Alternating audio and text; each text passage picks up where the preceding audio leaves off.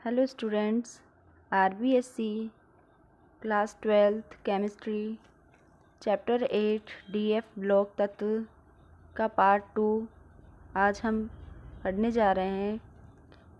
D block में next topic आता है उसके चुंबकीय गुण।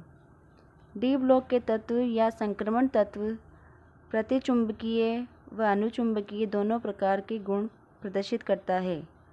अब प्रतिचुंबकीय गुण कब प्रदर्शित करेगा और अनुचुंबकीय गुण कब?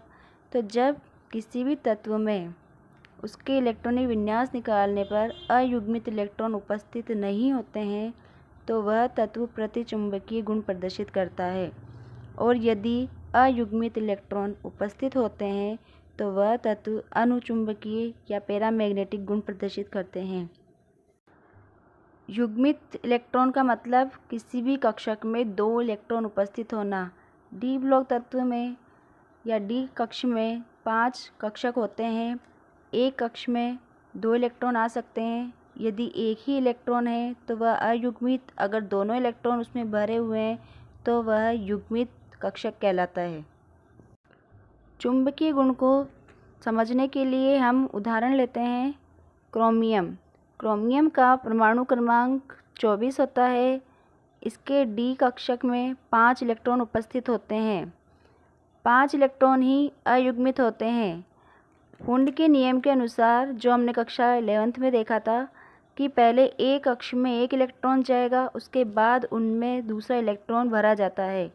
तो पहले डी कक्ष में एक इलेक्ट्रॉन कक्षक में गया, तो क्रोमियम में 5 कक्षक में एक इलेक्ट्रॉन उपस्थित है और सभी अयुग्मित है। तो इसमें अयुग्मित इलेक्ट्रॉनों की संख्या 5 है तथा यह अनुचुंबकीय गुण प्रदर्शित करता है।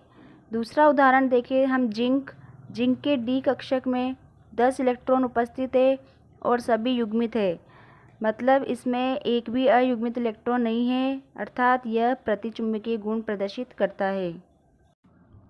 रंग संक्रमण तत्व रंग प्रदर्शित करते भी हैं और नहीं भी करते हैं।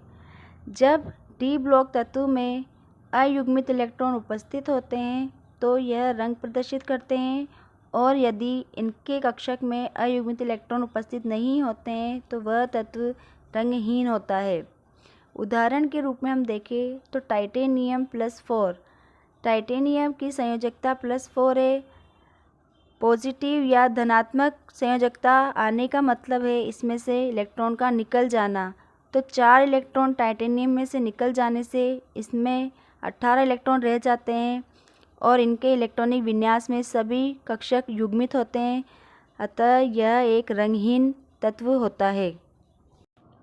नेक्स्ट टॉपिक है हमारा चुंबकीय आघूर्ण या चुंबकीय पल, जिसे हम म्यू से प्रदर्शित करते हैं। चुंबकीय आघूर्ण किसी भी तत्व के चुंबकीय क्षेत्र में रखने पर उसके घूर्णन की क्षमता की गणना करने में उपयोगी होता है।